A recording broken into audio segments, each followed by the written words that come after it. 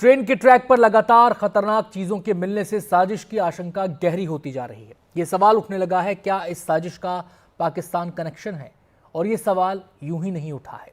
इस सवाल की वजह है वो वीडियो जिसे भारत के मोस्ट वांटेड आतंकवादी फरहतुल्लाह गोरी ने पिछले महीने जारी किया था।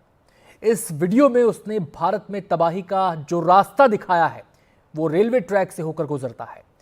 गौरी इस समय पाकिस्तान में है।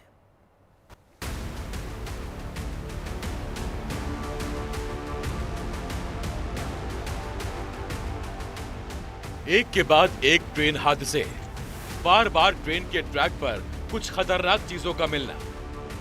कहीं ट्रेन के ट्रैक पर पत्थर का मिलना, कहीं ट्रेन के ट्रैक पर गैस सिलेंडर का मिलना, कहीं ट्रेन के ट्रैक पर मोटी लकड़ी का मिलना। ये सारी घटनाएं किसी बड़ी साजिश की तरफ इशारा कर रही हैं। अब बड़ा सवाल है कि क्या फिर से पाकिस्तान से रची जाने वाली आतंकी साजिश काम करने लगी है? जिस तरह उत्तर प्रदेश से लेकर राजस्थान तक एंटी टेररिस्ट स्क्वाड से लेकर स्थानीय पुलिस तक सक्रिय हो गए हैं, उससे यह साफ लगता है कि मामला गंभीर और चिंताजनक है।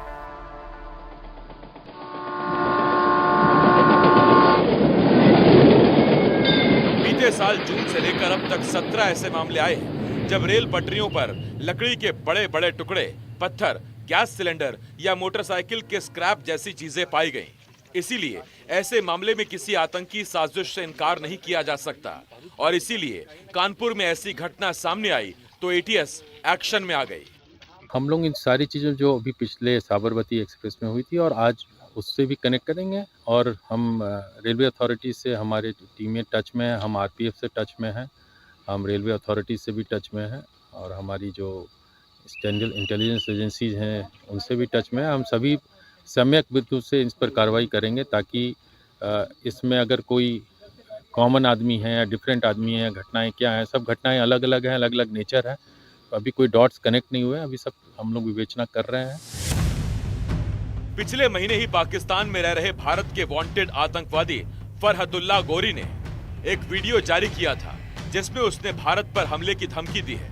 उसने अपने स्लीपर सेल से दिल्ली, मुंबई समेत दूसरे शहरों में ट्रेनों को पटरियों से उतारने और सप्लाई चेन को डिस्टर्ब करने के लिए कहा।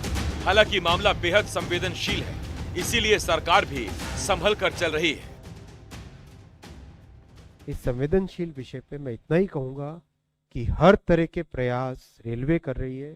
यही कहना चाहूंगा, बिल्कुल पॉलिटिसाइज न करके इस विषय को देश की जरूरत है, देश के राष्ट्रहित के परिप्रेक्ष्य में ही देखें।